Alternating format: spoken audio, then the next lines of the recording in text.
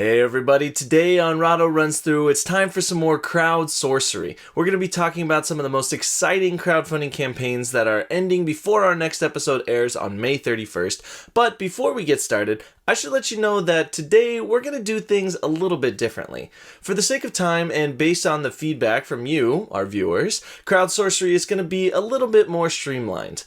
Richard's still going to start by talking about the projects and the games that the channel has previously covered, but after that, I'm going to jump into a more condensed list, aka I'm only going to talk in depth about my top 3 campaigns. I'll be trying to keep the selection as diverse as possible, of course, but let me know in the comments if there are different types of games you want to see as well. Now, after my top 3, I'm then going to jump into some more of those rapid-fire honorable mentions, which will include some quick blurbs about other projects that I think are worth checking out, and then I'll pass things back to Richard for some of his final thoughts. So anyways, we hope you enjoy this new format. We're always trying to tweak things to make these videos better for you, so keep letting us know what you want to see, and we'll keep improving. So anyways, it's time for Rahdo to do his thing, so might I suggest some crowd sorcery. Let's get into it. Okay, thank you, Alex. Folks, I'm very excited about this new approach to the show. I'll be back at the end to tell you what my number 1 crowdfunded game for this episode is, but right now, I've got a little bit of housekeeping to do by letting you know about Astro Eternity, which is just fantastic. I've already played it several times. It's going to be ending its run on the 19th, and Astro is a phenomenal cooperative deck-building sci-fi game that's in the vein of Guardians of the Galaxy and Firefly and stuff like that. And this adds so much cool stuff, especially this campaign includes 2 smaller expansions that you'd have to get separately and a bunch of promos as well. But my favorite thing about it, having played all the way through, is this has got to have one of the coolest boss fights I have ever seen in all of board gamedom. And if you actually watch my run through all the way to the end, I show everything, but I'd almost suggest not doing that because I don't want to spoil the surprise. There's a lot of fun here. Aeon's End has always been amazing. Astro is a new worthy successor as a more light, streamlined spin-off, and I absolutely love it. And like I said, it ends on, what was it? The Friday, the 19th of May. Okay, Alex, what are your big 3? Alright, thanks for all that info on Astro Richard, but let's not waste any time here. Here are my top 3 campaigns in no particular order that are ending before May 31st. Today, we're going to be starting off with a little bit of a lighter one. This one is a campaign from AllPlay, formerly known as BoardGameTables.com, featuring not 1, not 2, not 3, but 4 unique trick-taking games called Pies, Mori, Lunar, and Bacon. It seems like we as a board gaming community are in a bit of a trick-taking renaissance, if you will, and AllPlay is evidently looking to strike while the iron is hot. Anyways, since there are 4 games to talk about here, let's go one by one, and I'll try to keep it concise. First up is Pies. This one adds some drafting mechanics to your typical trick-taking experience where whoever wins the trick gets to choose the ingredient that they want to take and then adds it to their stockpile of pie stuff to create combos that will win you the game.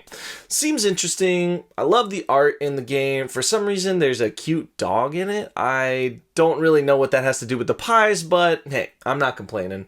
Plus, it's designed by Matthias Kramer of Watergate, Glenmore, Rococo fame, so it comes with a level of pedigree as well. Number 2 is Mori. The interesting thing about this one is that it adds dice into the mix. When you win a trick, you gain a die and basically you can use it as a trump card later on in the rounds, and you really have to pay attention to the trump because each of the suits themed as spring, summer, fall, and winter are trumped by the season that goes after them. So this one definitely seems a little bit more thinky. It's giving off major cat-in-the-box vibes for sure, with the ability to decide when you follow suit. But overall, it feels really intriguing, and I'm really excited about this one. Plus, it's got some art from Beth Sobel, which for me is an instant buy. The next one up is Lunar. This one adds a partnership element to the trick-taking mechanic, which immediately reminds me of games like The Crew and Wicked and Wise, but you're also trying to balance out the tricks that you win kind of like Fox in the Forest or Jekyll versus Hyde, if you've played those. The fact that you have to have that unspoken connection with your partner on this one is sort of a quintessential element of some of the trick-taking games that I grew up on, like Euchre, for example. So I really like where this one is heading. Plus, it was designed by Masato Yusugi, who also designed Durian, which is one of my favorite Oink games, so that's a big green flag for me. Anyways, the last one is Bacon, which is another team-based one that uses some card shedding and rummy-style mechanics that kind of remind me a lot of Scout. The scoring also intrigues me. Only the team with the player that goes out first can score in the round, but they score based on how quickly their partner can get out, so it truly is a team effort. There are lots of great combos and special moves that you can do, especially with the 2 wild bacon cards that you get every round, so I'm super stoked to check this one out. Anyways, the nice part about this campaign is that you can get all of these games all in one pledge if you want, or you can buy them a la carte. But if you buy them all together, you also get access to the Kickstarter exclusive upgraded bits, which All Play typically does a really good job in production with. Although I have heard that sometimes the upgraded bits have a hard time fitting into the box with the rest of the game. So if anyone from All Play wants to weigh in on that one, feel free to drop a note in the comments. Personally, I could take or leave the extra bits, but the $19 price tag for each of these games, I think, is a pretty easy investment to make in this opinion. So if you're a fan of trick-taking games, but you're getting tired of the ones on your shelf, and you want to get the biggest bang for your buck, then might I suggest Pies, Mori, Lunar, and Bacon in this all-play campaign, which is ending tomorrow on May 18th on Kickstarter, so make sure you get them while they're hot. Alright, next one on my list, number 2 is Endeavor Deep Sea, which is on GameFound until May 18th. Again, now this is a medium weight, right? The first one was sort of a lightweight. This one is a medium weight exploration and oceanic discovery game for 1 to 4 players that is a follow-up to the critically acclaimed Endeavor Age of Sail, which came out in 2018, which in turn is based on the original Endeavor, which came out in 2009. In this game, you're going to be playing different missions in either the competitive, cooperative, or solo modes, where you'll be exploring the depths of the ocean, conducting research, and leading conservation projects to become the most prestigious marine institute in the world.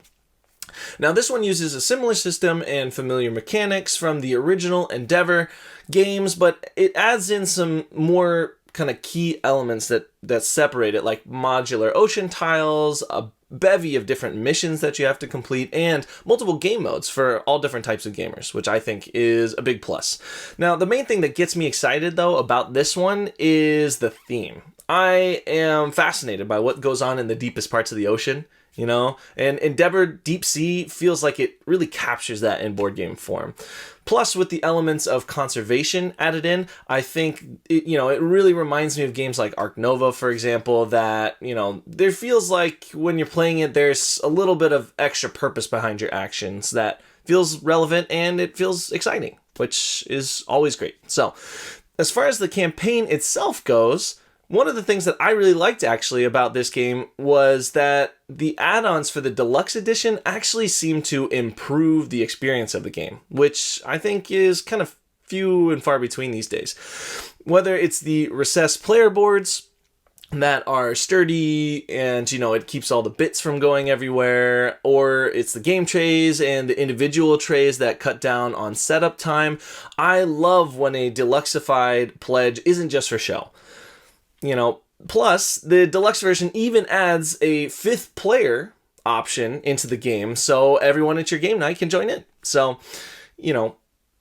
I think they've unlocked a number of other stretch goals too, which, are really only making the game much more nice to look at, even though it's already a pretty nice looking game to begin with. So it's only going up from here. So if you always wanted to be a marine biologist, or if you just want a medium weight scenario based game that has a great theme mixed with some solid mechanics, then might I suggest Endeavor Deep Sea. And like I mentioned before, this one is ending on GameFound tomorrow on the 18th as well. So make sure you get on it and check this campaign out. All right, the last one on my top 3 is another GameFound project. It's ending on May 25th, and this one is called Guards of Atlantis II. Now, this one is a heavier MOBA-style video game theme game for 2 to 6 players, where you're going to be playing as one of 2 factions attempting to advance on your opponent's base and either capture it or defeat all of their heroes before they do the same to you. Now, for those that aren't familiar with MOBA games, MOBA stands for Multiplayer Online Battle Arena, and it is a style of video game that was popularized by other video games such as Dota, League of Legends, and even Pokemon Unite. Now that style of game is coming to the tabletop, and I'm really interested to see how it translates. Typically, I'm not a huge fan of skirmish games, or at least I'm not very well versed in them. And I haven't really played a ton of miniature games either, but this one actually looks really interesting for me for a few different reasons. First, it seems like the gameplay is actually pretty straightforward. You're just choosing cards and revealing them at the same time, but I love when games include simultaneous play because it really cuts down on playtime significantly. Now, I also love that all the characters are all asymmetrical. They seem like they have some really interesting powers. I think that always lends itself to a great amount of replayability, which is always great. Plus, it looks like you can upgrade your character in different ways throughout the battle, which adds even another layer of variation to the game. So I'm excited about that. Also, I think this game does a good job of addressing sort of the quarterback issue that many cooperative and semi-cooperative games have. It reminds me a little bit of Spirit Island, where everyone has a specialty, and because each character is so unique, you can't really know how they're going to accomplish the task at hand. You can only know, in general, I guess, what they're good at, and you need to kind of trust that they can take care of the threats. So this has that same vibe to me, and I'm excited about that. But generally, I just think this game looks really cool. I talk a lot about campaigns, and I talk about a huge variety of games on this channel, and I'm not gonna lie, this one really has me like hovering over the pledge now button, mostly because I feel like I've never really seen a board game like this before.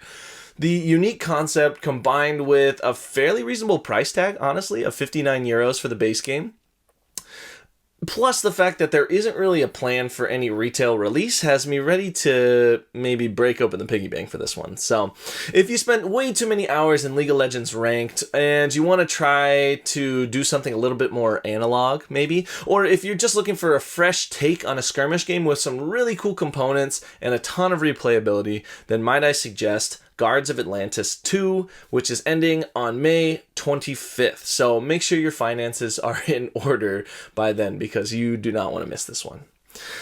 All right, that's it for my top 3. I tried to give y'all some variety in the weights and the themes, so let me know how I did.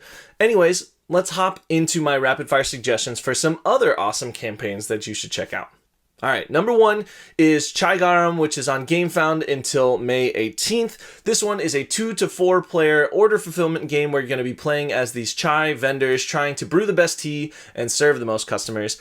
It looks fun and fairly light, but full of tense decisions. Monique and Naveen from Before You Play did a quick little update on it that was super helpful. You know, ultimately it's a race to the end game, so you know you kind of have that tension there. But my favorite thing is that it's designed by an Indian designer and it's published by an Indian publisher.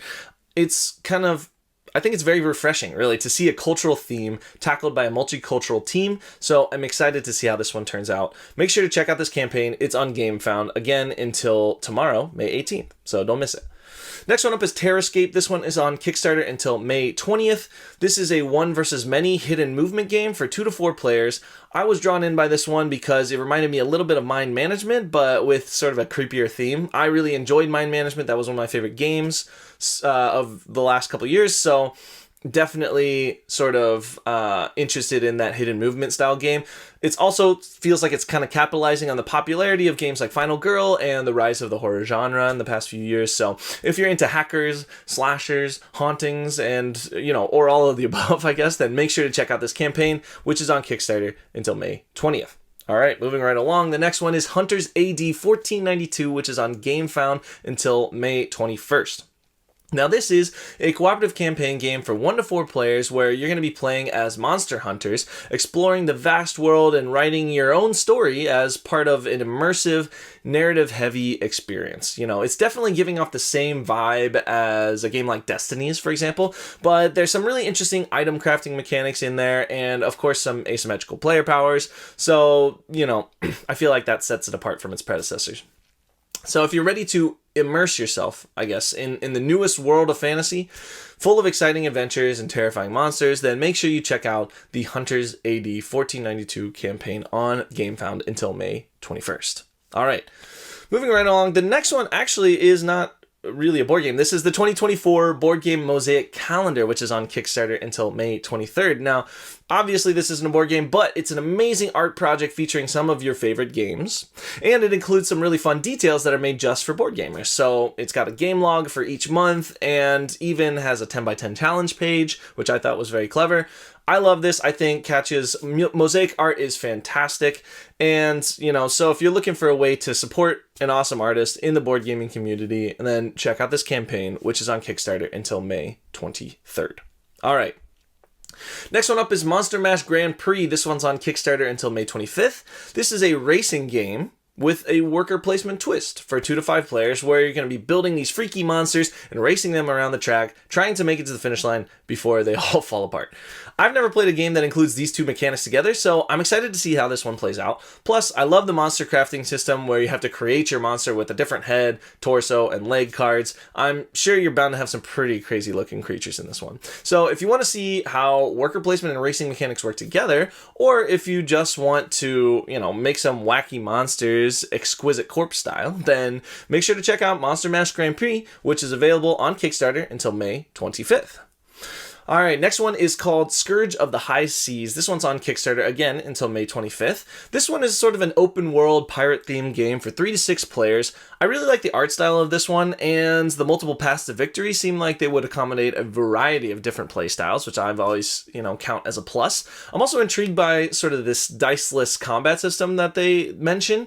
It uses some hidden action selection mechanics, which, you know, definitely keeps things interesting.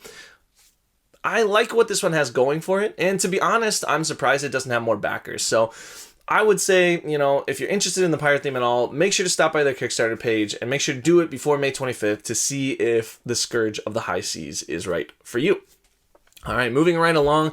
Next one up is Skytear Horde Monoliths. This one is on GameFound until May 25th. This one is a tower defense card game for 1 to 3 players that features expansion content from the original Skytear Horde game. Now, I've heard a lot of comparisons of this game to Magic, but I really like that you can either play this one solo or you can play it cooperatively, and you're just kind of facing off against the game itself. But if you've still got that competitive streak in you, there is also a 3-player mode where 1 player controls the Horde, which feels like a fun role to play. I would be interested in that one. So if you back the original, or if you heard it was good and you want a chance to get all the Kickstarter exclusives, then check out this campaign before it ends on GameFound on May 25th. Okay, the last one here, and it's a light one. This one is called Lindyhop, the card game, and it is on Kickstarter until May 28th. Now, this is a cooperative trick-taking game for 2 players, where you're going to be playing as swing dance partners, trying to feel the rhythm, hit the beats of the music, and impress everyone with their dancing skills. I love the theme of this one, and how the gameplay really feels super thematic. I love also that it's a 2-player cooperative game. I just don't think there are enough of those out there. I think that's such a great genre. Maybe I should do one of those. Anyways, I'm also a big fan of trick-taking games, as you saw before, and I've done a little swing dancing in my day as well. So this one's definitely right up my alley. So if this one's up your alley too, make sure to check it out on Kickstarter before May 28th. All right, that was quite the list. A lot of great games to check out over the next few weeks. But now let's go back. Let's hear from the Rodfather himself about his favorite game off of this list. Okay, folks. Well, I am back, and I'm going to tell you the number 1 pick for me for this entire episode. There's a lot of really good stuff. I've already played Astronauts Eternity all the way through, and I love it to pieces. And like Alex, I was sorely, sorely tempted by Endeavor Deep Sea, which looks fantastic. But at the end of the day, there can be only one, and if you made me pick, it would be CLANK Legacy 2. Oh my gosh, folks. The original Clank Legacy has got to be one of the coolest Legacy games that have ever come out. Even though I had some problems with some of the way it was implemented, on the whole, my wife and I fell hard in love with it. In part because it is one of the few board games I've ever played that is literally laugh out loud funny at times. And Legacy 1 pretty much replaced my entire collection of original Clank stuff. And I had everything, but Legacy so elevated the gameplay. And now they're bringing out a sequel. It's been a while since I've got to put stickers on stuff and scratch cards, and I absolutely adore that. And like Legacy 1, after you're done, you're going to have a fully replayable standalone game where you can just keep on enjoying the custom dungeons that you have made for yourself, which to me makes it so much more meaningful than just playing the regular game over and over again. It's why ultimately I got rid of all my original Clank stuff when I realized Clank Legacy 1 will give me years of replayability, and now 2 comes along. If there's one thing I'm most excited about this, cooperative play. Oh my gosh, I've been waiting for this forever. The whole campaign is in co-op, but apparently there will be certain moments where, hey, we go off into co-op and have to fight bosses together using all the Clank systems. That sounds amazing to me, and I cannot wait to try it out. And then on top of that, if you want to talk about value, you're going to be able to get a ton of promos and upgraded bits that are all being thrown in for free during this campaign that you would have to buy separately. So even if you're paying a little bit more for shipping than you would if you wait for this game to ultimately come out to retail, that is more than made up for by all the additional little cool bonus stuff that is getting thrown in. And yeah, a Clank Legacy, it was in spite of a couple little missteps here and there, one of the best Legacy experiences Jen and I ever had, and I cannot wait for the sequel. I am very excited. Honest, this would not only be my number 1 for this particular episode, but if you said I could only have 10 games in a given year, I would probably put Clank Legacy 2 on that short list because it's just that good. Oh yeah, Alex, take us out. Anyways, that does it for today's episode of Crowd Sorcery. If there are any games that we missed that you're really interested in, or if you're just stoked on some of the ones we did mention, then drop us a note in the comments. As always, don't forget to subscribe to this channel and check out my channel called Might I Suggest a Game while you're at it. And if you've already subscribed to both channels, then feel free to check out some of our other recent videos so we can help you find your perfect board game. Anyways, thanks for watching. I'll see you again in 2 weeks. As always, I'm Alex, your board game sommelier, signing off.